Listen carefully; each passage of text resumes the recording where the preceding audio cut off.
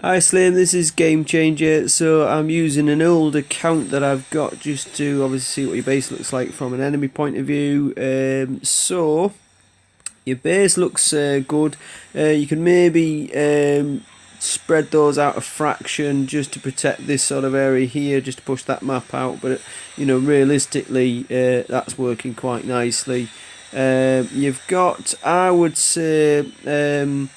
I think you might have even set up a little bit of a trap there, haven't you? You've got kind of that going on. I tell you what I would do. I'd probably swap the heavy platform and put that behind the rock building there, because that would ultimately mean that if they did spawn here to attack it, they'd be in massive range, and you could use that as a bit of a trick shot. Where if they attack your helicopters, you could take that out. So yeah, I don't know if you've done that where you're thinking they'll go for the helicopters and then you'll peacemaker them.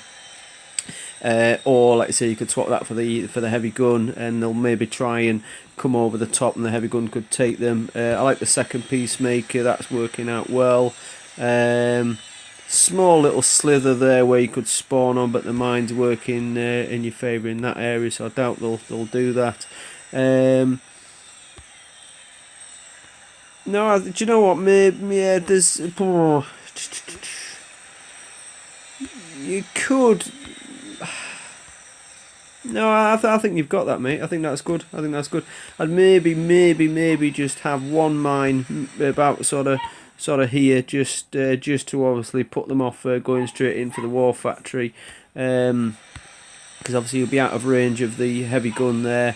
But you are in range of the peacemakers. I think with the two peacemakers there, mate, you'll probably find that you're nicely protected for that war factory there, mate. So I think that's really good. I think you should make some cracking changes there, bro.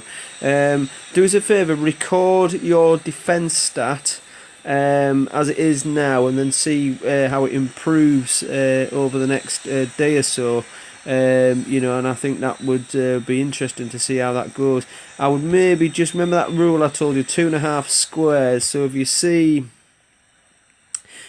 here how there's probably a square difference between there, and if you look here between the airfield and the power plant, there's obviously over 2.5 squares, and that's why that's crept in.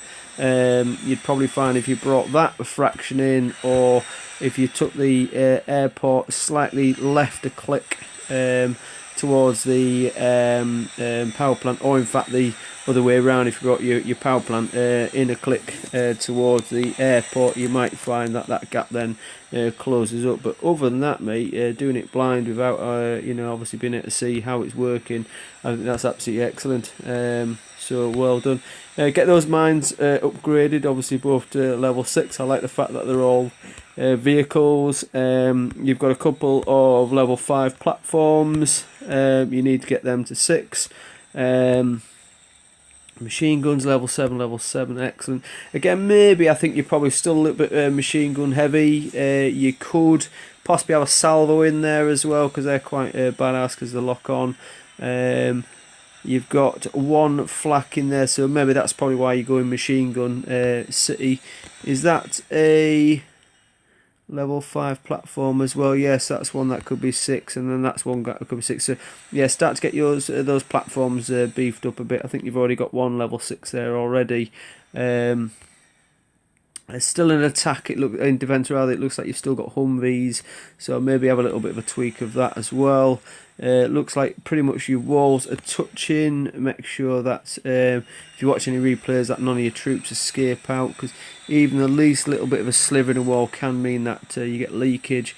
But I think, mate, overall that is looking very good. Well done, bro.